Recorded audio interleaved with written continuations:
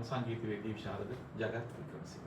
නමුත් 2018 බුද්ධිමය ජාතික බුද්ධිමය දේපල කාර්යාලය විසින් නිකුත් කරපු ලිපියේ ඒක හිටපත් ජනරාල්වරිය ගීතාංජලි මහත්මිය ගේ ලිපියේ සඳහන් වෙලා තියෙනවා ජනාධිපතිතුමන් පත් කරන ලද කමිටුවක මේක ගැසට් එකක් සඳහා ඉදිරිපත් කළ අමාත්‍යාංශය හරහා මේක පාර්ලිමේන්තුගත කරලා පාර්ලිමේන්තුවේ අනුමැතිය ලැබුණ පසු තියෙන සියලු සෙසු මේ මොකද්ද මොනවද කියන්නේ සෙසු ඔව් තියෙන සෙසු සංගම් සමග සාකච්ඡා කරගන්න තීරණයේදී මේ කතෘ භාග අය කරගත හැකි කියලා. අය කර ගනින් කියලා නෑ. අය කරගත හැකි. එහෙමනම් ඒක අතික්‍රමණය කළා 2019 වේ සුභද්‍රා වල්පොල මහත්මිය විසින් ක්‍රීඩා පරිපාලනය පළාත් පාලන අමාත්‍යාංශයෙන් නිකුත් කරපු ලිපියක් තියෙනවා. මෙන්න මේකට මුදල් ගෙවුවේ නැත්තම් දඩුවම් ලැබිය හැකි වරදක් කියලා. කොහෙද එහෙම තියෙන්නේ? අපි අහනවා ඒක.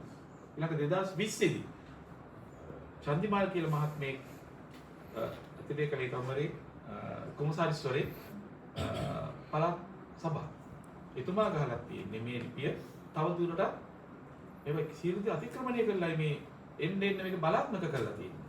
නිසා මේක ඉදේ වුණා නෙමෙයි යම් පිරිසක් මැදිහත් වීමෙන් ඔවුන්ව පොළඹවාගෙන රාජ්‍යතන්ත්‍රයේ බලය අයිතු ලෙස පාවිච්චි කරලා තියෙන බව අපිට පැහැදිලිව පේන්න තියෙනවා.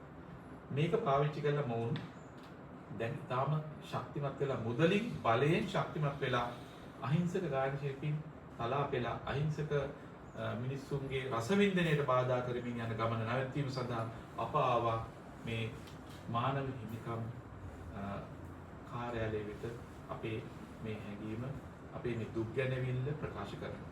අපි විශ්වාස කරනවා මේ සඳහා සාධාරණ පිළිතුරක් රජයේ අවදීනේ ඒකට රජයට අපි ජනාධිපතිතුමා මේක ඇත්තටම තේරුම් ගත්තා.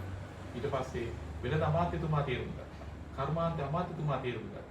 සංස්කෘතික අමාත්‍යතුමා තේරුම් ගත්තා. ඒ සඳහා කමිටුපත් කරා. ඒ කමිටු වාර්තා දැන් ක්‍රියාත්මක වෙලා සාකච්ඡා මාර්ගයෙන් පිටට ගිහිල්ලා දැන් කමිටු වාර්තාව එළියට ළඟ. ඒ මොකද තමයි මේගොල්ලෝ මේ අගෝස්තු 4 වෙනිදා මේ නැවත මේ දීප ව්‍යාප්ත සූරා කෑම සඳහා සූදානම් වෙන්නේ.